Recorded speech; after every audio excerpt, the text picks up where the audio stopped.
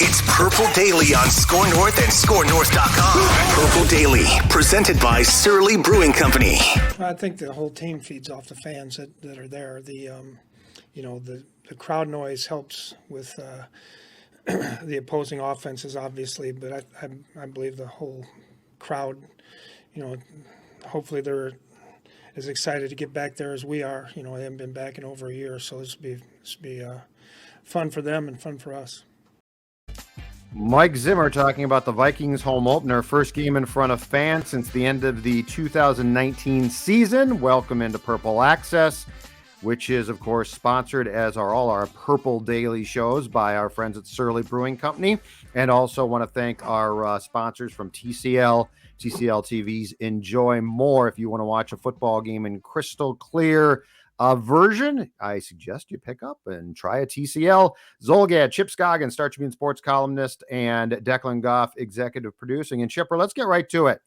0-2.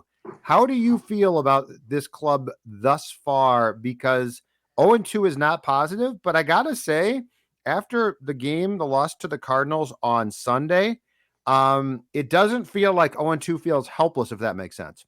No, I mean, obviously they played better last week than if they would have played like they did against the Browns last week, then I would have said it's hopeless. Because it was just a disaster, actually. But there are a lot of positives from that game. You're still 0-2, but I think you have to feel good about the way Cousins is playing. I think you have to feel good if Dalvin's ankle's not too bad the way he's running. Defensive line got pressure. And so you felt like that was more representative of the talent that they have than what we saw in game one. And so, but at the end of the day, you're playing Russell Wilson in Seattle, and if you fall to 0-3, then we are going to say it feels hopeless.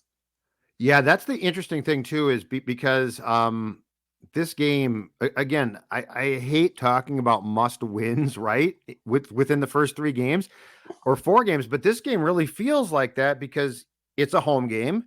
If you go to 0-3, you're now officially in trouble, and fair or not, we'll start to talk about Zim's job security. So yes. I'm with you. This game to me feels absolutely huge. And by the way, it's not in Seattle. And so it's a winnable game. Like, don't tell me, they can't win. They don't beat the Seahawks. They don't beat the Seahawks. And they've certainly played some close games in Seattle, but this game is here. Your team played a pretty damn good game in a lot of facets, I thought, against the Cardinals. This game is very winnable. Yeah. And I think the stats, Russell Wilson is 7-0 against the Vikings, but 5 of those is coming home. And one of the 2 here was the playoff game, obviously. And so, no, I mean, I got to imagine that atmosphere is going to be revved up, right? It's going to be loud, and so that'll give them an advantage on defense. And, I mean, Seattle's coming off a loss that they probably felt like they gave away. They were up, 30-16 in the fourth quarter. 14. You lose in overtime. So, no, I mean, I don't know what the line is on this one, but based on the way they played and based on being back home, and we know the advantage that gives them, it's absolutely a winnable game. But, yeah, it's not a must-win in terms of, okay, you're eliminated. But if you fall to 0-3, knowing how their schedule looks later on, this was not the schedule to try to play catch-up on. And we talked about that before the season, how imperative it was to get off to a good start, because there's a stretch, I think it's in December, where they have to go back East Coast, West Coast, and then the Packers on the road or at home. Yep. So this is not the season to try to play catch-up and build a deep hole. So they absolutely need to get this one to try to turn it the other way. This is why the Bengals game was so damn important. Yes. Because that game was there. And so, because you figured, I thought realistic best case, 2-1, right? You got to get, but back to back on the road to open is difficult. So that's why I identified immediately, and I think we all did, that Cincinnati game is absolutely being a key game, because you win that one. You figured you might not beat the Cardinals, which you should have, but you didn't because of the kicker. And then you possibly beat the Seahawks. Okay, 2-1's fine, but that's what made that loss so difficult. And I watched a bunch of the noon game. in Chicago between the Bengals, Joe Burrow, and the Bears. And I'll tell you right now, it is disappointing that the Vikings and Joe Burrow's first regular season game back from a torn ACL and MCL, it is disappointing that they didn't do a better job against them. Yeah, and if they would have played, and you could do this all day long, but if they'd have played like they did Sunday at Arizona against the Bengals, I mean, they win that one easily, probably, right? I mean, just because they win, yeah. Yeah, I mean, you don't have all the penalties and yep, just the first half was inexcusable in Cincinnati. It was hard to even understand what the heck was, between the penalties and the pressures and just, I mean, it was bad. So yeah, I mean, that's when you look back on, it's like, man, you guys wasted that day. And still had a chance to win it. But yeah, I mean, you never want to be encouraged after a loss because it is a bottom line business and you still got the loss. But the way they played, particularly I think Cousins, right? I feel like he's playing the thing he's doing, Judd. Yeah, he's not turning the ball over, yep. And that's what killed him early on. Yep. In other seasons, like was it last year or the year before, where did he have like 8 interceptions or something right out the chute? He's had sketchy starts the last 2 years, and so far he's been very solid. He's been good. Yeah, and so I feel like that was a step in the right direction, if that's the right way to phrase a loss. Yeah, I like the fact he also, and this especially, I didn't check the stats, but it seemed to be true against the Cardinals. I like the fact he was getting the ball out quickly, and I'm guessing that's a schematic thing because Chandler Jones had 5 sacks in week 1, but Kirk needs to get rid of the ball, and I like the fact that they acknowledged that and made sure it happened because he turns the ball over ordinarily. Why? Because he gets back in the pocket and he waits and waits and waits and gets himself into being hit. I think the idea of delivering the ball as quickly as possible in a lot of situations for Kirk Cousins is probably a smart one because, again, he can make the throws. It's if he gets the throw off sometimes. But I also say, I think we have to credit the offensive line in that first half particularly. Yep. I thought they played pretty darn good. Yep. We've been very hard on Garrett Bradbury. I thought he was excellent in the run game. I mean, some of those holes that Dalvin had to run through were gigantic in the first half. Now I thought second half wasn't as sharp. They got some pressure. I think there was a sack and a little more pressure, but I think you would take that performance from the offensive line probably every game, right? If they can play like that, because they weren't the reason they lost, and they weren't a liability. So that part was good. I thought, obviously the 2-minute drill was good, except Jefferson had the one drop, but they did everything they were supposed to do. The defense gave up a lot of points and they had some breakdowns, but I think you also have to credit Kyler Murray, who's we talked about him last week, Judd, man, he's special. Yeah. Oh yeah. Like when it breaks down, and we said it's hard to cover guys that long. We saw it, whether it's Patrick Peterson or whoever. The most impressive play I thought was the one where he's backpedaling. Harrison Smith's coming after him, the 4th and whatever. Oh, it's gorgeous. He just lobs it down. That's just a big time play, for that guy in that situation. So I think you have to credit him a lot too. But defensively, got to still have some questions with their corners, man. Yeah, you should. Bashad Breeland. I would start Cam Dantzler on Sunday. I'm not sure what you think, but Breeland's got a bad back now. He has not been good. I think Cam Dantzler. Do you go from being really bad in camp to being in Zimmer's crosshairs to starting? Dantzler was quoted. We're recording this on Thursday, and he talked today about how and this shouldn't have to happen, but he talked about how being inactive in week 1 woke him up and got him going. And he was not good in camp. And I really think he came in down in the dauber because Breeland was signed and he knew that he was not going to have the job. But I think I've seen enough of Breeland, and Cam Dantzler is a 3rd-round pick. Cam Dantzler started 10 games last year. I sort of didn't like the fact that they seemingly bailed on him so quick, but I thought towards the end of the game against the Cardinals, when Cam Dantzler played in place of Breeland, Chipper, that he definitely made some plays. And with Breeland, it just looks like it's a struggle. Like I'm not saying Pat P is still Pat P, but I think Pat P is solid. Yeah. Breland, to me, if I'm them, I at least give the idea of bringing Dantzler back in and playing him. I would actually. When I say will they do it, I was wondering from a Zimmer perspective, but I would, because here's the thing. Breland, if you go by PFF and their stats, he's the lowest ranked cornerback in the NFL. That cornerbacks that have played at least half their team snaps, Sure. right? So, sure. I mean, he's dead last, and now he has a back injury. So, if he was ineffective when he's healthy, now you're adding a tight back on top of that. I think you have to go to Dantzler just to see if he can continue what he showed. I mean, he missed one tackle, I think, there in the fourth quarter, but otherwise he had a pass breakup in the end zone. It was nice. So I would absolutely go to him, but you're getting, I mean, Harrison Hand's on the COVID list. On the COVID list, yeah, so, which we don't know much about yet, which concerns me a bit, because I'm hoping that he doesn't have it. I'm hoping he was exposed. Well, yeah, that would change, the discussion. But if he's out and Breland's hurt, now you're getting pretty thin back there. Oh, very thin at very corner. Thin. Yes, and you're facing a couple pretty good receivers and a good quarterback this weekend. So it's Metcalf and Lockett is off to a big start. And here's what I'm curious about. Okay, and so Pat P is again, I don't think he's terrible. He's certainly not the player that he used to be, which probably is arguably a future Hall of Fame player. When it comes to Lockett, though, do you attempt to shadow him? Well, like if Lockett ends up on Dantzler, are you just cool with that?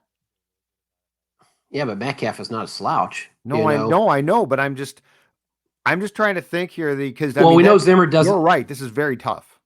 Yeah, I mean, we've seen Zimmer do that before with Xavier Rhodes. And I don't know if they would do it with Pat P or not. And I don't know to what you're saying. That might just open up Metcalf potentially to have a huge day. Yeah, it's not, it's not like there's just one guy there and you say, okay, he's all we really have to worry about. I mean, you got two big time guys. And so I think I would probably I'd be surprised if Zimmer did that, but it'll be, I think the thing that's going to help them is I think that pass rush will be, boosted by the crowd noise, and we've seen teams and offenses not function well when it's really loud in there. And I think this is going to be as, right up there with as loud as we've heard in there, because I think fans are revved up to be back. So that'll help them. But it's Russell Wilson. I mean, I don't think you're going to rattle Russell Wilson. No, but you could get the offensive line to well, that's start. it. That's what I would be banking on. And timing too. I mean, it might just be a quick second slower, and that. If you give Danielle Hunter, who's just been, I think we should spend some time on him too, just how great, he's looked in camp and then start this season, coming back from that neck injury. But if you give him a running head start, you're in trouble, Yeah. So he is also going to 1,000% now and deserves it. Get a new contract in March, because Chipper, he's due. I think it's 6 days into the 2022 league year. Danielle Hunter is due a very big payday, and his salary cap hit for 2022 in the restructured contract they did, I think, is something like 27 million or something like that. This guy is going to get a long-term extension and deserves it. And you are right.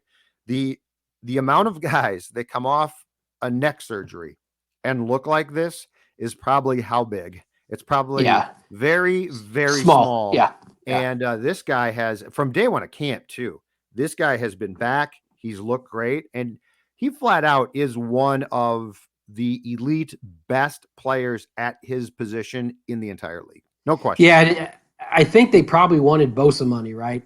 At the beginning of yes, that's what they wanted. And they might get something like that now. He might get it after if he continues down his path. Because, I mean, there's all these different historic charts that he's, sack fastest this, fastest that, and he's right there with some pretty impressive names that are on these lists that he's on. So he's in rare company in terms of the sacks productions that he's putting up this early in his career.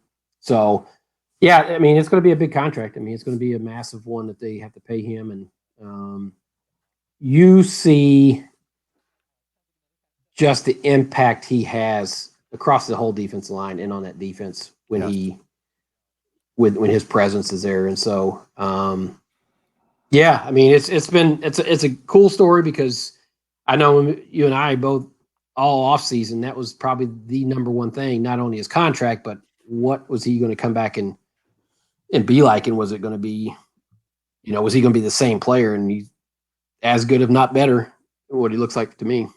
If I told you that you were going to start an NFL team and could pick one player off each roster, would he be your pick off the Vikings roster? Because I think he might be mine.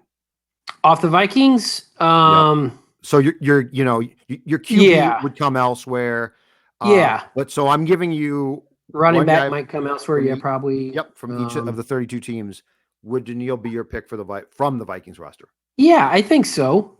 Because you would, I really have a lot of respect for Eric Kendricks as a player, but I think you'd probably Danielle, just because his pass rushing and what that brings. I mean, when you line up their best players, to me, there's four that you start with: him, Kendricks, Jefferson, and Dalvin. Mm-hmm. I think those are your four best players right there, and those are four of the best at their positions. Yes. I mean, Jefferson maybe not yet, but he's going there, I think. But he's going that direction. I think the other three, I think you definitely could make that argument among the best at, top whatever you want to say, 3 or 4 at their position.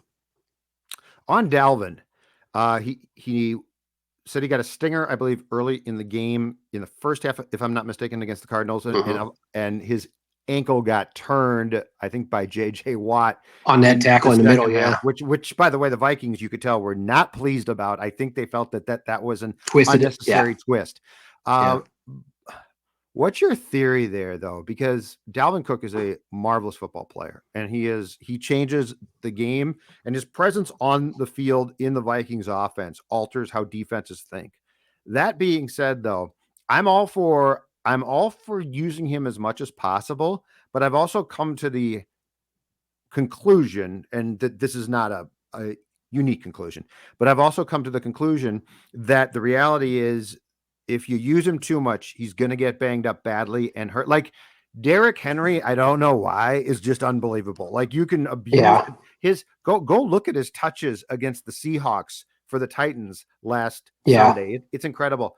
What would you do when it comes to Cook? Because I do think that you have to look, because it's a 17-game season now, Chipper. Yeah, I know. Look at ways to try and keep him a little bit fresher than they probably do, if you really plan on having him as much as possible. This is a hard one for me, and I would be terrible at this if I was a coach. I have to be honest. It's tough for me too.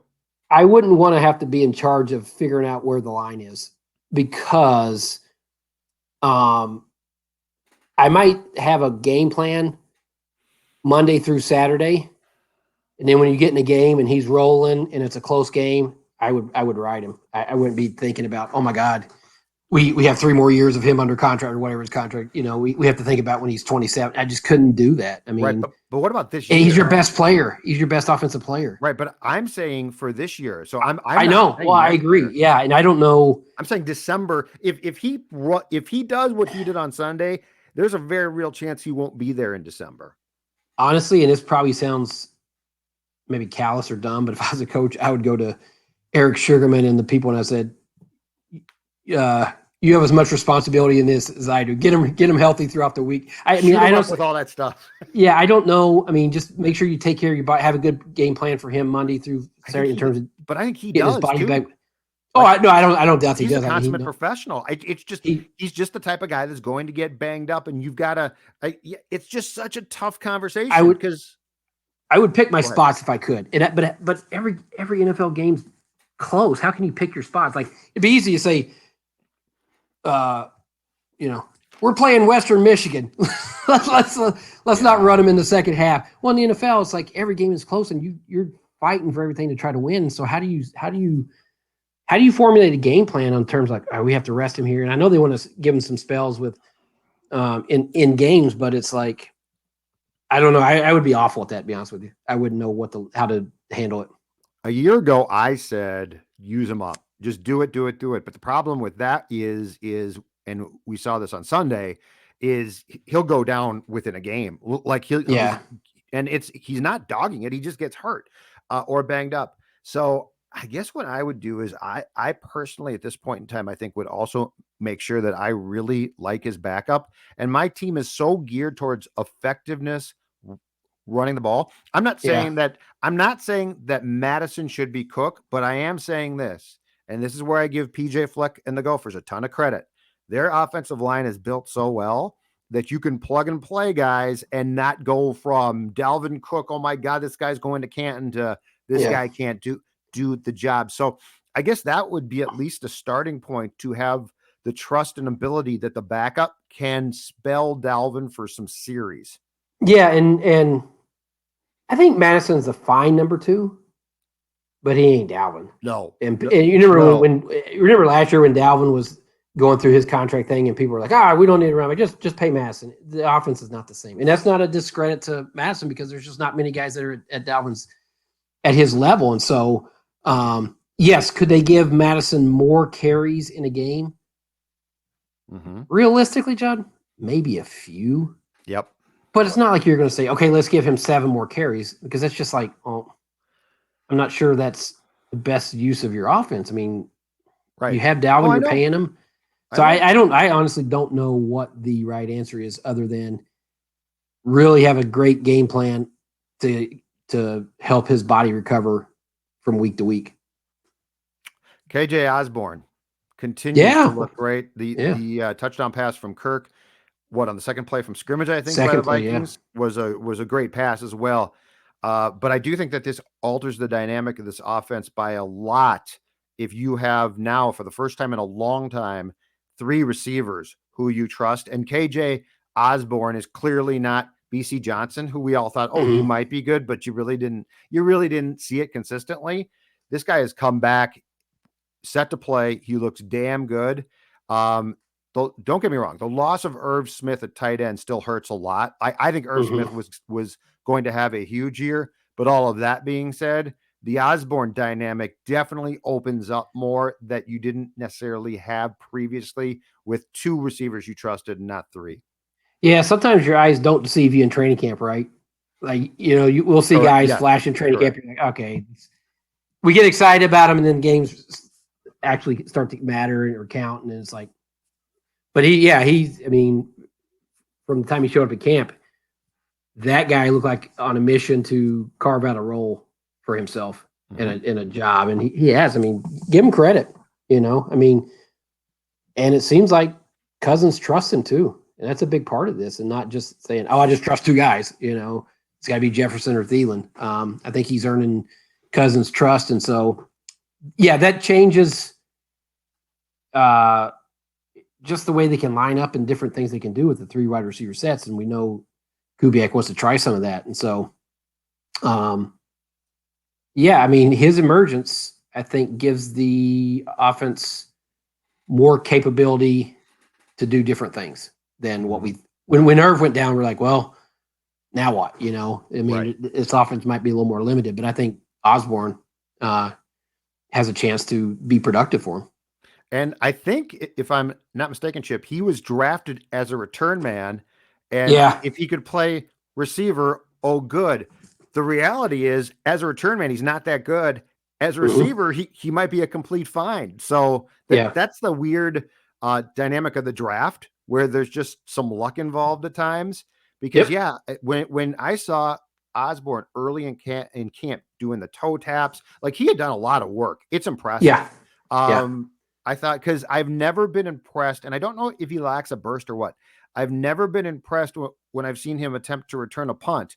And I saw him at receiver, and you're right. The trust between he and Kirk is high now. I saw that, and I thought, my God, I think they found a guy who can actually play here. Can't return, but that's fine. Yeah, that's fine. I mean, I'd rather have the 3rd receiver than a guy who might occasionally break a return, whatever. But no, I mean, he's, you love when you see guys who clearly put in the work in the offseason to improve. And I think, to me, him and Vigil have been the 2 biggest surprises or finds for them. And you're I don't right. know. I mean, it's funny. I don't know if it's just opportunity or being in, right place, right time, or making his luck or whatever. But I mean, Vigil just made big plays. And here's the thing, Judd. I've said this. Yep. I saw Barr was talking to me today, and he said he's coming back from knee injury and he may or may not play. But when he's back and you go to your nickel, how do you take a guy who's been making plays off the field? I don't That's know. all I'm saying.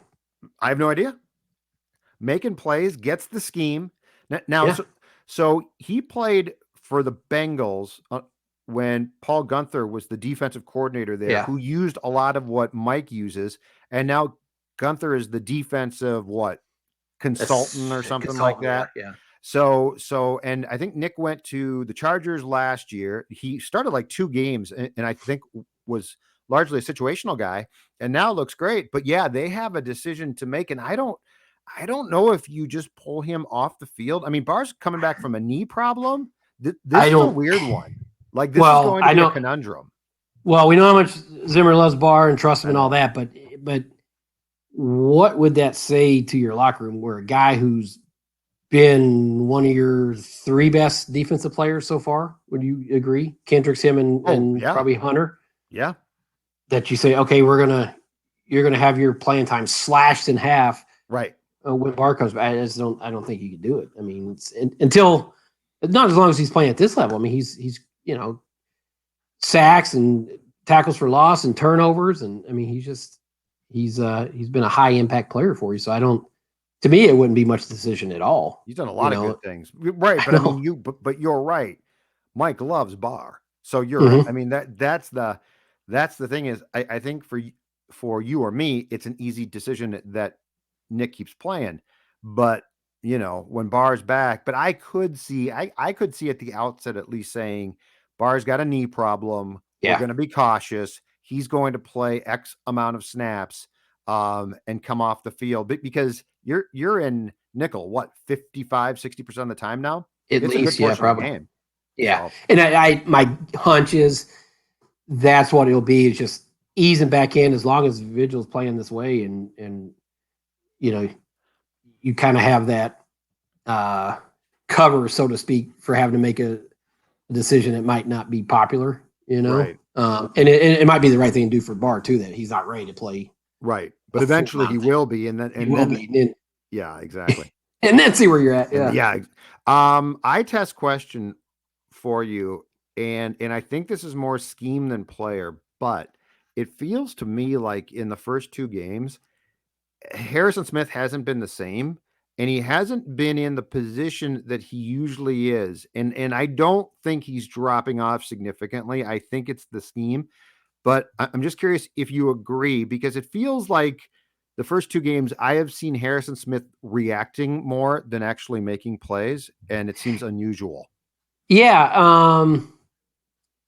We're used to him making those splash plays, and maybe we would have saw one if he would, when he came on the blitz to get Murray. That would have been one of those. I think he's done some nice things. I wouldn't say he's struggling or anything like that, but it's just you don't notice. I haven't noticed him. That's right. Exactly what. Right. You haven't noticed him in the ways that we've noticed him in the past, and it's 2 games, so I don't want to be an alarmist on that. I don't know that means it's a sign of anything, but I agree with you. I think that's the way I say it. We haven't noticed those kind of Harrison Smith vintage plays where he's making, a big hit or an interception or what have you.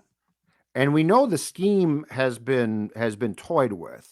Sure. So like this very well could be the result of that, not his personal performance. But it just seems weird because he is one guy that it feels like most years starting on opening day, there's 3 or 4 plays per game where you're like, there's 22.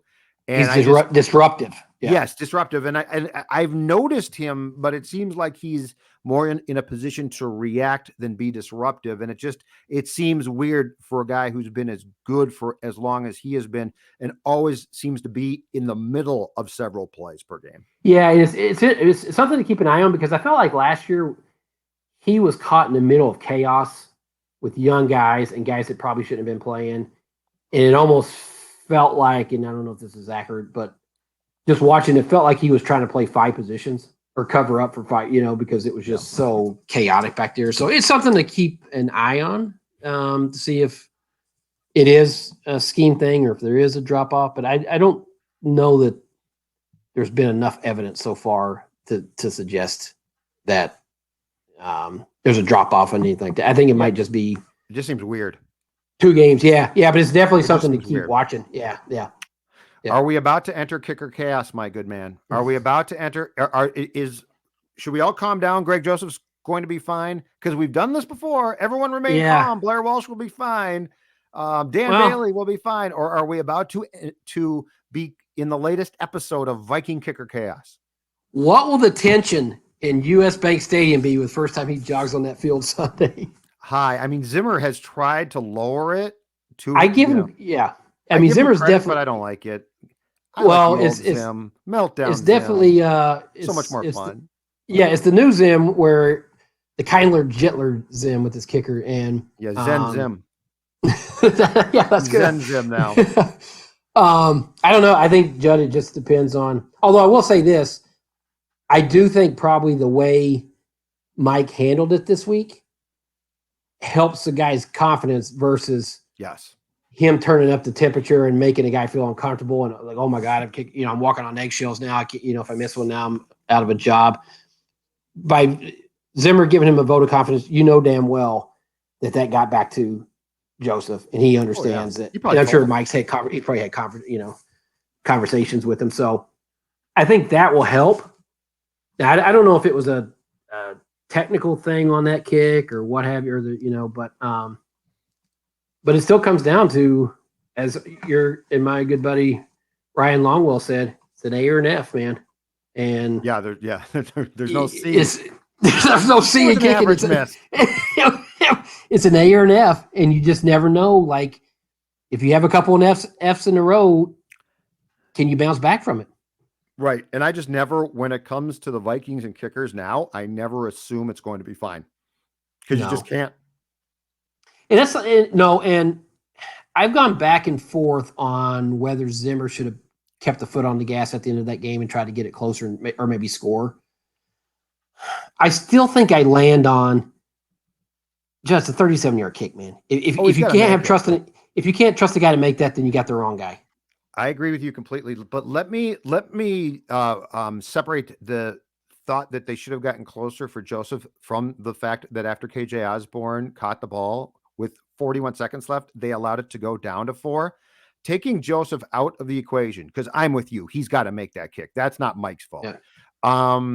Kirk Cousins was playing so well that drive that I would have let him run another play because I would have had enough confidence that what he was doing could result in a touchdown. Yeah. Does that make sense? 100%. And I do wonder, Judd, if Dalvin had not fumbled the week before, would the outcome have been different or the thinking been different? Yes. I think it would have. Yes, it would have. And that bothers me slightly because Dalvin's not a liability player. Yeah, but I think just Zimmer probably said, there's no way he didn't flash back and like a week ago we had a chance to win the game, we fumbled. Right. We're close enough. Right. This should be amazing. So I think if that hadn't happened, or if it would have happened 8 weeks ago where it's not so fresh, he may have. But yeah, I mean, you're paying Cousins $31 million or 30, whatever it is. That's the thing, and he's playing well. And that drive was going great. And Arizona's on their heels, and you had momentum, and so I think I probably would have been tempted, but also I probably would have been swayed by, you know what, if I keep going down here and we throw an interception, I'm gonna regret this because we were in makeable field goal range. I think I would probably. That's why I'm not an NFL coach, but I probably would have played it safe there, Judd. Yeah, I think if I trust my quarterback, I allow him to take some type of shot. I'm not saying an irresponsible pass into the end zone, but I think I allow him to do something. I just think it shows. To me, it always comes back to one thing, Chipper, that Mike sees offense as a necessary evil that he ordinarily is trying to stop. Well, he sees it as the evil force. I think he sees trouble. Yes. He sees the negative outcomes, Yeah, he sees the negative. He's always afraid of a fumble or a sack or instead of foot on the gas, let's go. He's more of the old school, like just don't screw it up, play good defense, don't turn it over, don't have the negative, and we'll kick the 37-yard field goal. And correct. I know that drives people crazy. In modern NFL, it's probably the wrong approach or approach that needs to be tweaked, but I still think I probably would have erred on the side the way he did it, Boy, and maybe I'm stuck in the dark ages here. Yeah. And look, there's a case to be made that despite how well that drive was going, the second to last drive, which the Cardinals then botched when they got the ball back terribly. The second to last drive was awful, and the check down to Abdullah was inexplicable. And our conversation, if that had been the Vikings' last drive when it comes to Kirk Cousins, would be totally different. But that drive was going so well. But yeah, I mean, look, I get where Mike's coming from. I'm just saying, I think the fact that he sees his offense as a necessary evil is probably not a great starting point. Correct. Yes. But I hear you too. I get what you're saying. I was more bothered by the squib kick than not going for the touchdown there. I thought the squib kick was just. How do you do that? Knowing they had the kicker knowing the kicker on the other side, and that's 60-something. I think against you at US Bank Stadium playing for the Lions. I understand coaches like to take time off the clock, but the squib kick, you always give them great field position. It drives me crazy when coaches do. It's like, why are you going to give them? They view the time off the clock more than the field position in those situations. It drives me crazy. I don't know why. Well, and I mean, I want, regardless of clock, I want Kyler Murray backed up as much as possible, and Matt Prater nowhere near, because that's the thing. But what I don't understand is, if I'm not mistaken, it was the game that the Vikings lost to the Lions in overtime on like a Golden Tate touchdown catch. When Prater tied the game with like a 60-yard field goal, it was nearly identical. It was just at the end of regulation in that case. I mean, Matt Prater was in your division. The man has an enormous leg, and so I'm with you on that one. To me, that's almost coaching malpractice, because like somebody, it's not like you picked up the depth chart and were like, oh crap, Matt Prater's their kicker. Yeah. Well, it's not like it's the Vikings kicker. Like if it's even then, I just don't think I would give up the field position. I agree, which it always does, but especially with Matt Prater on that sideline, where he has a huge leg and he's got a history. And the thing too is the Vikings defense, Eric Kendricks, make that tackle. Yeah. Well, you miss on Rod Delmore. Hey, their wide receiver core over there is really good. I mean, it's fantastic. Fitzy is not bad. I know. Yeah. I mean, they're fantastic. Rondell Moore was, so he and Rashad Bateman were the two hot shots in the Big Ten last year, right? Purdue. I mean, I've seen that kid. I loved him playing Purdue. I've seen him a lot. He looks damn good. He's electric, man. He's hard to bring down. He's shifty and he's a strong. He's a really good player. Is he a little bit Percy Harvin? Yeah, I mean he's that type, kind of smaller, compact, shifty, hard to bring down. Yeah, he looks strong. That's a good comparison. Yeah, very strong. Yeah. Okay, I want to get to predictions next, but Chip Scoggins, before I do that, I want to ask you one question when it comes to your choice of beer. What's in your refrigerator right now? What's sitting in your refrigerator? Really furious, but I drank 2 of them last night, so I have to make my run today to get it. But that's the important thing. You are enjoying Surly, and Furious is the best, and it's what I enjoy too. In fact, I just went and picked up 6 last night. So it's football weekend, Chip Scoggins. We got Thursday night football because we're recording this on Thursday. We got college, which is your pride and joy. You love college football. And then we got National Football League on Sunday, and there is no better way to enjoy it all than with a Surly Furious. It's the IPA that revolutionized Minnesota craft beer. Don't settle. Get Surly. Be like Chip. Go to your local liquor store today and pick up the Furious. All right. Seattle and Vikings, damn near a must win. Sunday, who do you got? I'm going to give the Vikings the win, Judd. I think there's going to be I don't know if desperation is right, but I think being at home with that crowd, I think they're going to be energized. I think the pass rush with Danielle will be good. Still concerns on the back end, how they're going to cover those wide receivers, but I'm going to go 27-24 Vikings. I think they get their first win.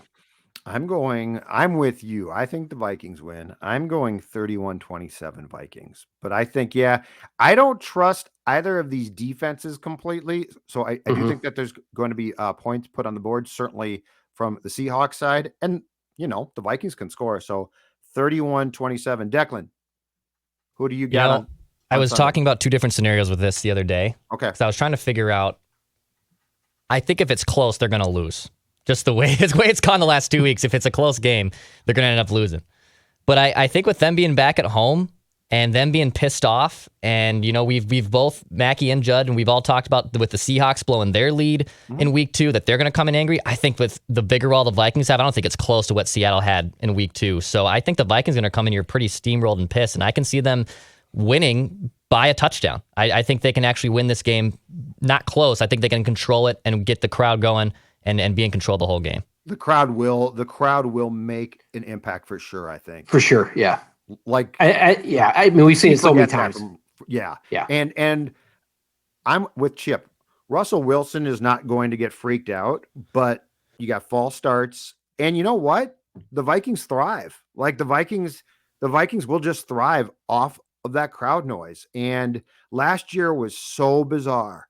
Last year, I said, Chip, of all the games that we attended, the weirdest to me was Vikings. No offense. Yeah. Twins, I got used to Twins. Wild was sort of weird at first, got used to it. Wolves was, Target Center's empty anyway. Yeah. But the Vikings was the one where it was like going to a Saturday morning youth soccer game. Yeah, without a doubt, because those other sports, there's crowd noise, but it's not the kind where you walk out where your ears are ringing ordinarily. And so it's not that big. I mean, it was a little weird. Going to US Bank Stadium where you're so used to like your head buzzing and ears ringing after a game and not having that and hearing guys talk on the field and hearing Everson Griffin yell across the field when they were here. He's on. Yeah, I know. So it was and I do believe the Vikings have one of the best home field advantages in terms of crowd noise and affecting the offenses. And so to take that away, now to have that back, you're right. I don't think it's going to affect Russell Wilson, but if their offensive line has to go on a silent count and they're looking back and you're giving Danielle Hunter and those guys a split second head start on, it's going to have an impact. Exactly right. All right, sir. We will talk to you next week. I want you right now to get in your car, head to that liquor store and go pick up that Surly Furious. On my way, brother. Purple Access. Talk to you later.